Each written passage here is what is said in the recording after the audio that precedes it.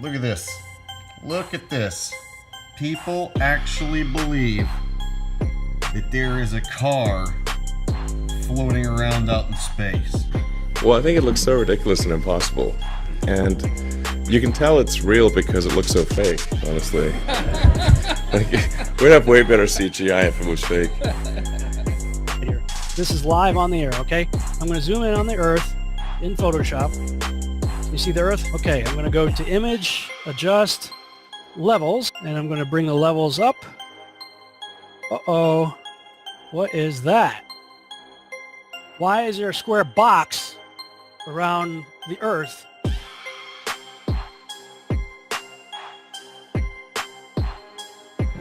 It is Photoshop, but it's has to be. It is Photoshop, but it's has to be. It is the world that has been pulled over your eyes to blind you from the truth. What truth? That you are a slave, Neo. Like everyone else, you were born into bondage, born into a prison that you cannot smell or taste or touch. A prison for your mind.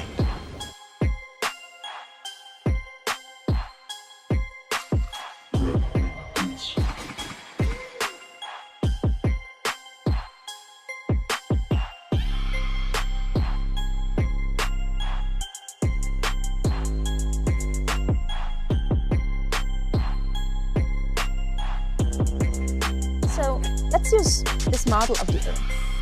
And let's enlist the help of a friend, Taxi. You might know her. Next segment, I'm going to show you how NASA grabs objects in 3D space, rotates them around, manipulates them. They can do this with water, with cloth, anything.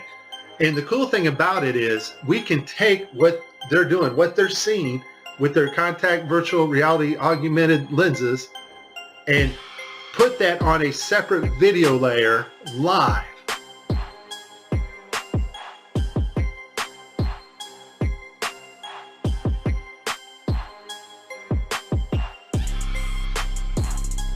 Okay, I have a lot of Tim Peake screw-ups, but this one here, the system glitches, the software does not track his hand properly, and Tim slips his hand underneath his other fingers, which is tightly holding onto the mic, which would be impossible.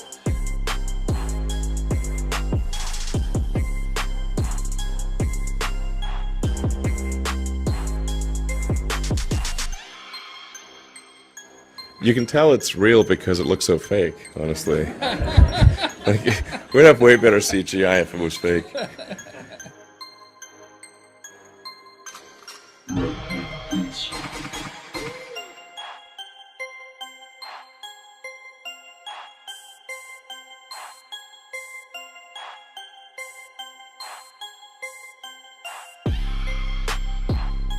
Just another example of NASA faking space. Let's take a look here at this supposed image of Jupiter. Nothing more than CGI fakery. The supposed auroras. Again, at NASA's official website where it states Hubble captures vivid auroras in Jupiter's atmosphere. Here's the problem. The date of June 30th, 2016. Now take a look at this. Another so-called official image of Jupiter. This one's from back in 2014. You see the problem here? Now let's take a closer look at the supposed two images provided from NASA of Jupiter. All the clouds are in the same exact position. Here's a side-by-side. People can't see what's taking place here with NASA. Nothing more than fakery. I mean, give me a break. This is a complete insult. You have a brain in your head.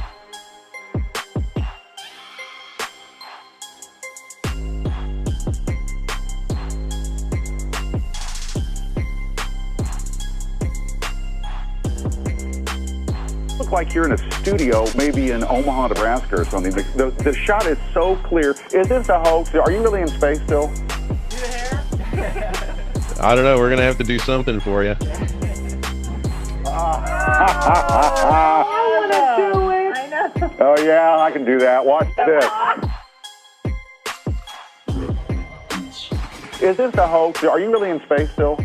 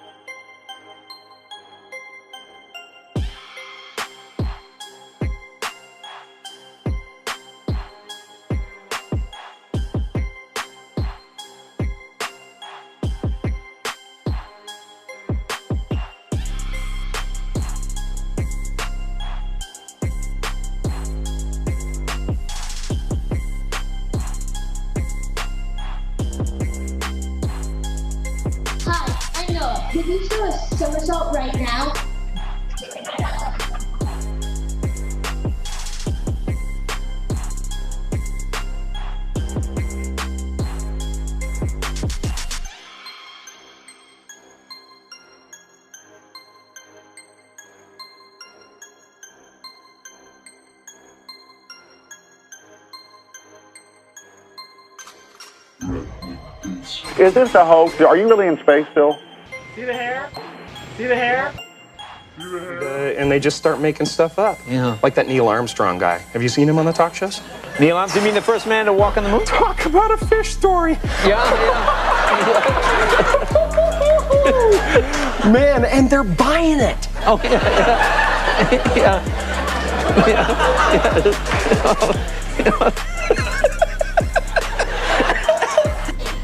So many times during spacewalks outside the International Space Station, we can see air bubbles rising up. Can you touch on how there are air bubbles in space? Can you be more specific? Air bubbles?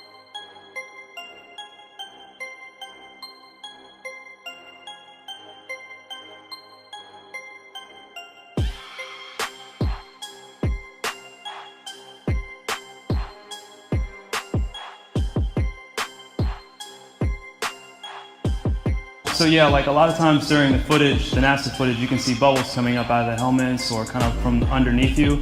How do you explain bubbles in space? Yeah, I'm not sure exactly what you're talking about. Now sometimes you get water in the helmet, and it's either from sweat or from the cooling garments, and that's generally what that is. I've never seen any kind of air bubble anywhere. Could it be that you're filming in an underwater pool and you're not really out there?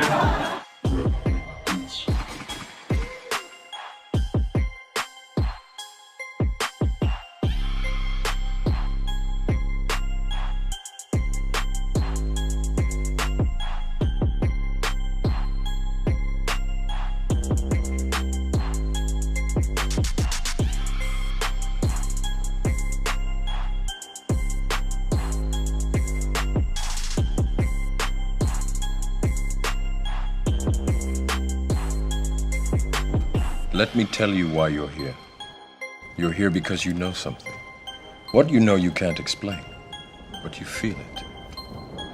You felt it your entire life, that there's something wrong with the world. You don't know what it is, but it's there, like a splinter in your mind, driving you mad.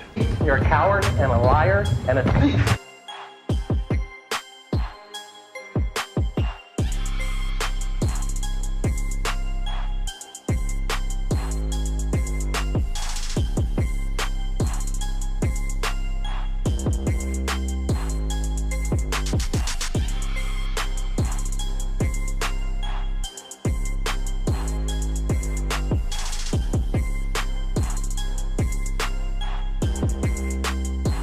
In 1986, the shuttle Challenger exploded about 74 seconds after takeoff, killing all 7 astronauts inside.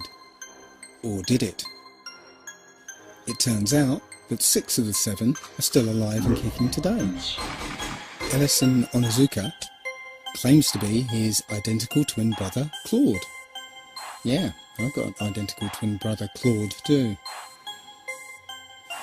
The Challenger pilot, Mickey Smith, hasn't even bothered changing his name.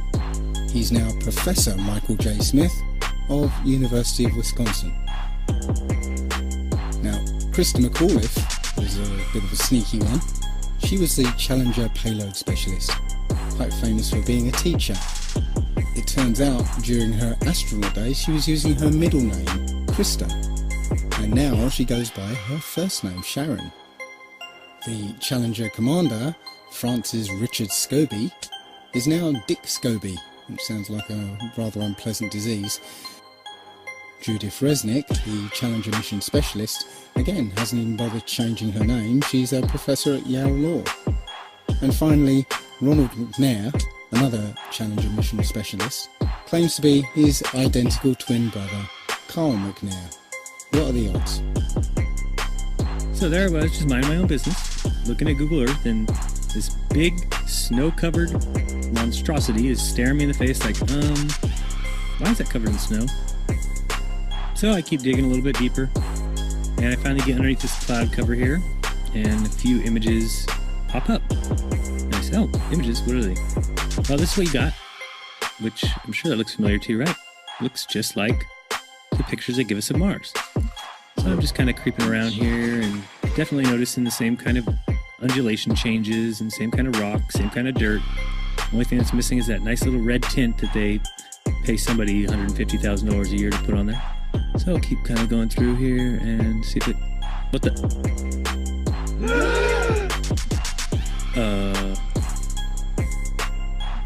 Yeah. So, I got another truck. Oh yeah, it says NASA. What's that say? Mars Project? I think I found out where Mars is, guys. At some point in the future, we're going to look back and say, how did we do it without space? The kinds of technologies that we're testing out on Space Station are definitely helping us with our goals of going beyond low Earth orbit. Early in the next decade, a set of crewed flights will test and prove the systems required for exploration beyond low Earth orbit. Right now, we only can fly in Earth orbit. That's the farthest that we can go. And this new system that we're building is going to allow us to go beyond and hopefully take humans into the solar system to explore. As we get further away from Earth, we'll pass through the Van Allen belts, an area of dangerous radiation. We must solve these challenges before we send people through this region of space. We must solve these challenges before we send people through this region of space. There's a small problem with going to the moon, and inch by inch, NASA is leaking out that they know that there's a problem there. It's called the Van Allen belts, high radiation belts of charged particles around Earth, and we don't know how to get through them, they say. Well, isn't that interesting, because there sure didn't seem to be a problem back in 1969. The moon landing stopped in 1972 and we haven't been back. We haven't been beyond the Van Allen belts. NASA admitted that it had lost the original footage of man's first steps on the moon. Go to YouTube and watch A Funny Thing Happened on the Way to the Moon. It contains newly discovered evidence, which is part of the missing tapes, of outtakes from the first mission to the moon, of them falsifying a shot of being halfway to the moon. For NASA to come out and say that all the tapes were erased, I mean, it's incredible. Geraldo, this isn't just one tape. This is rooms of tape labeled Apollo 11 moon landing. Someone had to physically go and erase it. It's very challenging to try to prove we landed on the moon, and it shouldn't be challenging. The tape should be there. There should be plenty of evidence. I mean, it's proof right there. This is an official NASA photo of the first Apollo 11 lunar module landing on the moon. I mean, it's right there. This is proof, man. It's the picture's right there. It's landing on the moon. But the only problem I have with this picture is that it's taken from the moon.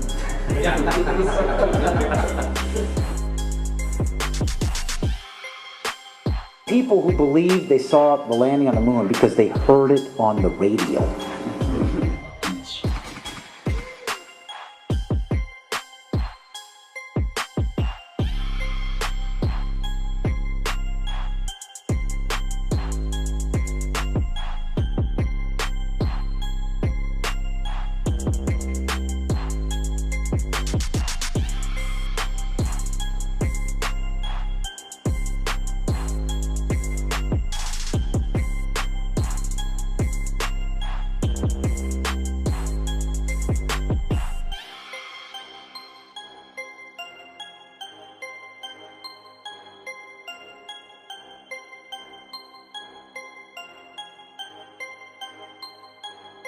This is a picture of the INSAT actually being deployed from the spacecraft. Did you see it in the background? There was a guy in the background, man. I'm not kidding you. You can't deny that that's someone in the background. There's a guy moving in the background.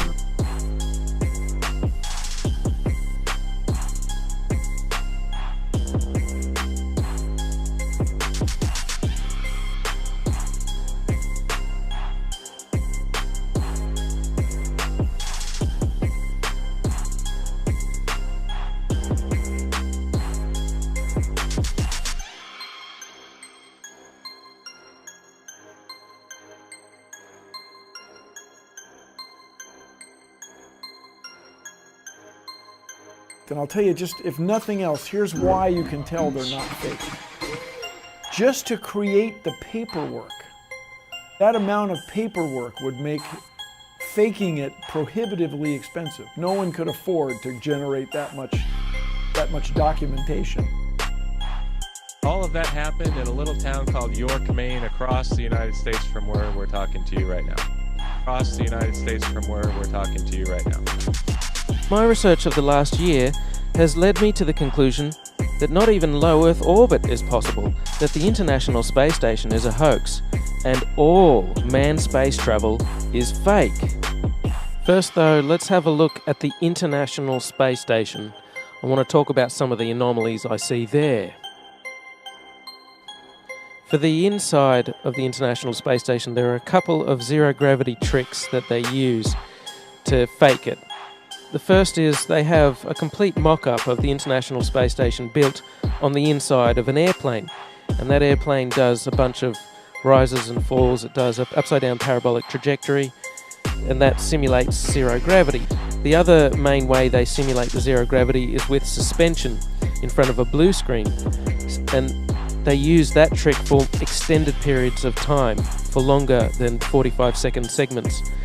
But they can't move around as much. They can't do the acrobatic flips and rolls in the extended mode.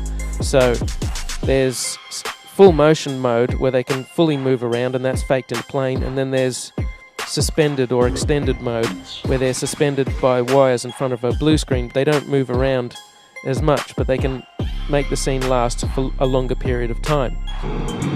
The extended mode is much quieter than the full motion mode. In full motion mode, you can actually hear the sound of the jet engines, the engines of the airplane. In every single scene of full motion mode, in every segment of the International Space Station, you can hear this loud sound, the sound of the jet engines. You could argue that it's the air conditioning system. Not even an office air conditioner is that loud. And why is there a loud sound in every segment of the International Space Station?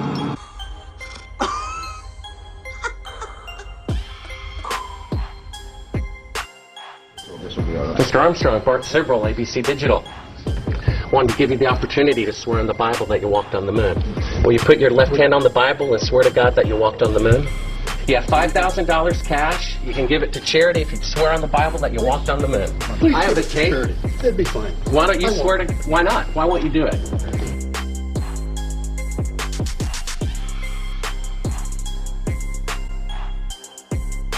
The Earth supposedly 23.4 degrees on its axis. And that leaves you, of course, the occultic number, again, 66.6 degrees off. Well, Earth is supposedly orbiting around the sun at 66,600 miles an hour.